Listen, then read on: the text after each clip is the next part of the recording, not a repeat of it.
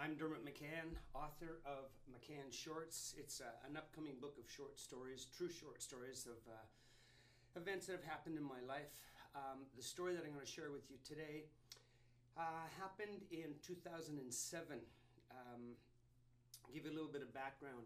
I was working on a renovation for a friend of mine on a bike shop at Bike Nut in San Francisco, down in the Marina District.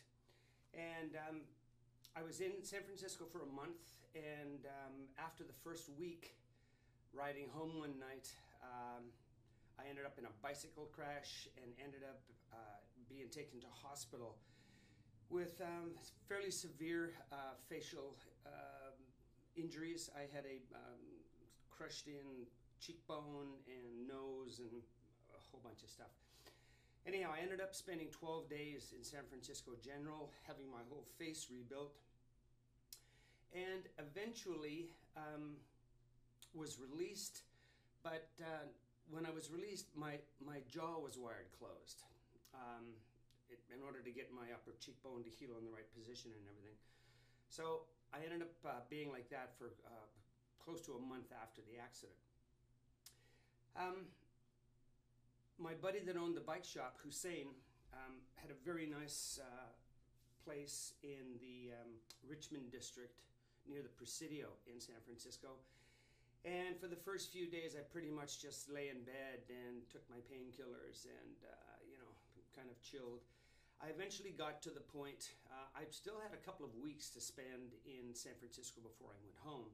So I got to the point each day where I would get up, go down to Hussein's bike shop, do a little bit of work there.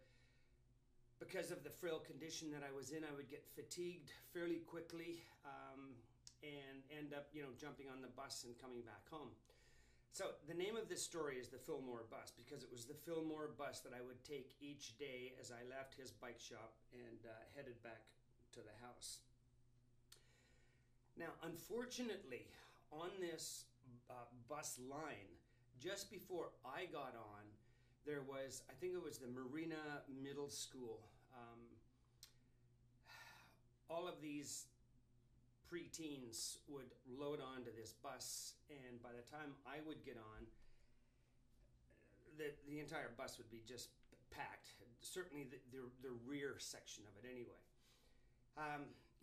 Little scrawny guys, 12, 13 years old, acne just starting and, all goofy, not knowing what to do.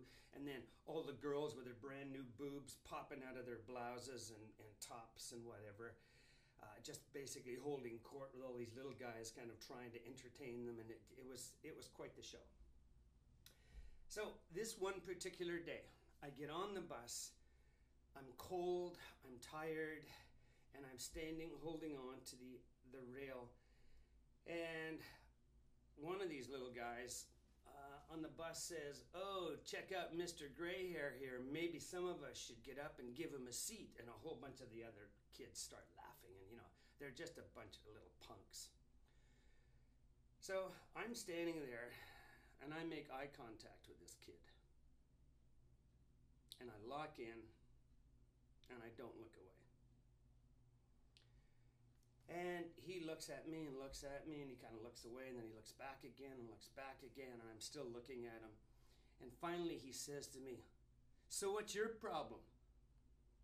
Now, because my mouth is wired shut, whenever I speak, even when I try to sound like I'm not being angry, I sound very angry. And when I speak like this, you can see all the wires that actually have my mouth wired closed. So I'm standing there and I look down at this little guy. Well, little guy, he's only a few inches shorter than me, but he's skinny as a rail and big mouth. I looked down at him and I said, "You know what? Why don't you and I get out at this next stop and sort this out?" The kid looks at me like, and I'm standing there and I'm looking at him. And of course, all the rest of the kids in the bus see me say this to him. They see what appears to be my grill. You know, for those who don't know, the grill is what the gangsters have in the ghetto. You know, they got all the gold or silver teeth, but usually gold. So all these kids are looking at me. They think I've got a grill, and they think that I am so angry I'm talking with my teeth clenched. So this little kid sits and looks at me and says nothing, and the whole bus, instead of everybody laughing and yelling and doing all the things that they normally do, cursing and swearing, and it was quite the scene, because the back end of the bus would be all these little kids, and the front end of the bus tended to be elderly Asian and Mexican people, you know, just taking the bus from A to B and having to put up with all of this profanity and stuff. So this kid sits there and looks at me, and he's speechless, right? And all the other kids are now kind of sitting looking at him, snickering at him. And I stand there, and after, you know, I give him about 30 seconds of silence, I finally say, "Right, shut up." The bus stops at the next bus stop, and this kid jumps up and gets off the bus, and I go over and take his seat, and as the bus pulls away, I look at him out on the sidewalk and give him a nice big smile. And that was the end. That was my incident on the Fillmore bus. I hope you've liked these stories. As I mentioned, McCann's Shorts will be coming out soon, and if you have any comments to make, you can write to me at mccannsshorts@gmail.com. Thanks for listening. Hope you enjoyed it. Bye-bye.